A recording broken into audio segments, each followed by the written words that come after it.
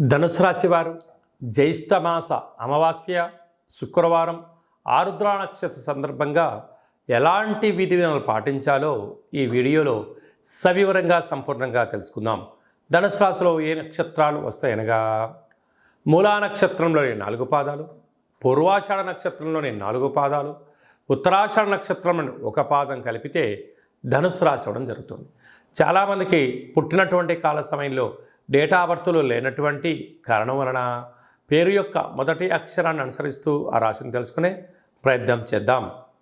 ఏ, యో, బా, బి, బు, ధా, బా, డా, బే అక్షరాల వారిని కూడా ధనుసు రాశి జాతకులే.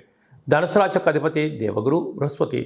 తృతీయంలో శని సంచార స్థితి ఉండడం వలన ఇటు తల్లిదండ్రుల నుంచి అటు అత్తమామల నుంచి సకుటుంబంలో ఉండబడిన వారందరూ కూడా మిమ్మల్ని ఒక రకమైనటువంటి ధనాన్ని సంపాదించే ఏటీఎంగా చూస్తున్నారు.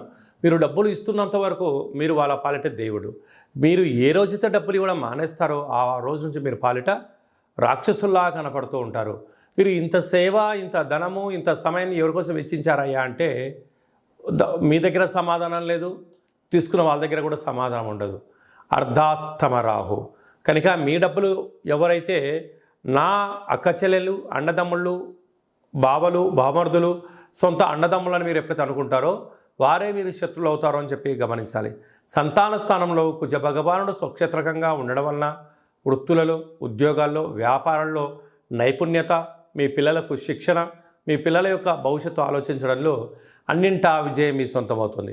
6వ స్థానంలో దేవగురు బృహస్పతి సంచారం చేయడం వలన నీటి భయం, అగ్ని భయం, చోర భయం, అన్నింటా ఆలోచన, ఆరోగ్యంలో ఎప్పుడు ఏ మార్పు వస్తుందో అని చెప్పి నిత్యము సతమతమవుతూ ఉంటారు.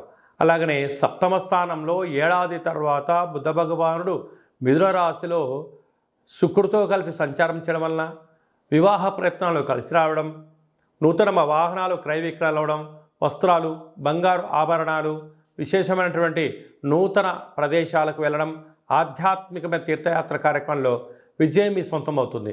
అష్టమంలో బుధుడు సంచారం చేయడం వలన మీరు చేస్తున్న వ్యాపారాల్లో అన్నింటా విజయం మీ సొంతం అవుతుంది. కనుక రాజస్థాన్లో కేతు సంచార స్థితి ఉండడం వల్ల ఏ పని చేసేటప్పుడు ఆచితూచి నిర్ణయం తీసుకోండి, సరైన సన్మార్గంలో ప్రయాణం చేయండి, అన్నింటా విజయం మీ సొంతం అవుతుంది.